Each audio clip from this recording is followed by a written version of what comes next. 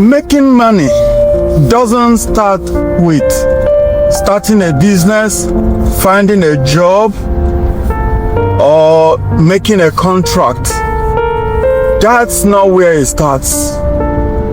It starts much deeper inside us, much deeper on something more basic, if I would say, from the spirit. Making money starts with how we think. It starts with our relationship. Let me say something that might be many people will appreciate. That is contentment.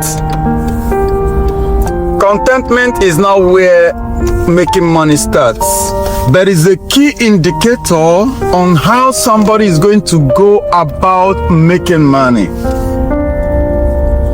Contentment is very, very important because contentment is the key to managing wealth and making progress. When a person is not content, the person doesn't even know what he has and what he or she is going to pursue. Pardon me, I'm going to be using he in general circumstances to represent either male or female, so I don't keep saying he or she. I think it's simpler I just use he, that I'm not excluding she. I'm using it for a general circumstance. So as I was saying, when a person is not content, the person is not content because the person does not know what he has and doesn't even know what he should pursue. It simply means the person doesn't know how to evaluate, doesn't know how to take stock of what he or she has, and the person doesn't know how to set goal. There's nobody who has ever and nobody who can ever set a goal that only him can achieve and nobody will exceed. Nobody has ever done it and nobody will ever do it. Whatever anybody has set a goal to pursue, either people have achieved it before or after him, other people will exceed it. That is just the truth. That's why many people, when they achieve a great thing, people will say the first two, because there are other people who will be doing it after that first time. So what am I saying? We need to learn the art of contentment. For instance, if somebody makes a plan and says, this is the goal, but this is where I'm starting. After a period of time, the person can come back and say, okay, I achieved 50%, or I achieved 100%, or I exceeded my goal, or I didn't achieve anything.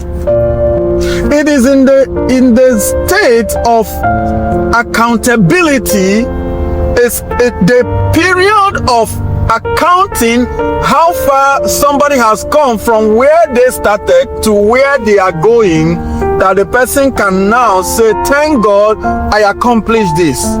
You inevitably will have to be thankful when you take account.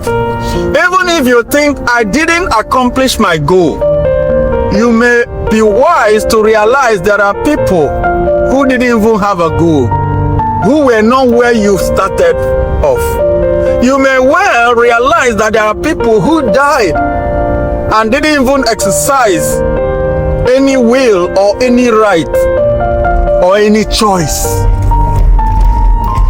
Therefore, contentment is a major step. I would like to say that it's important to pay attention to what the Bible says, that contentment, that godliness with contentment is great goal. The Bible tells us that godliness with contentment is great gain. Though some people think that gain is godliness, But the Bible says no. Gain is not godliness. Rather, godliness with contentment is great gain. Thank you for listening. Pay attention to your life, how contented you are. And that will always manifest in your being thankful. If you find out you are not contented, if you find out you are not thankful, a simple advice I will give you is go back, evaluate your life, take stock, and then make a plan and begin to pursue your plan. You will find out you will cease from being discontented to being a contented person. Thank you, and God bless you.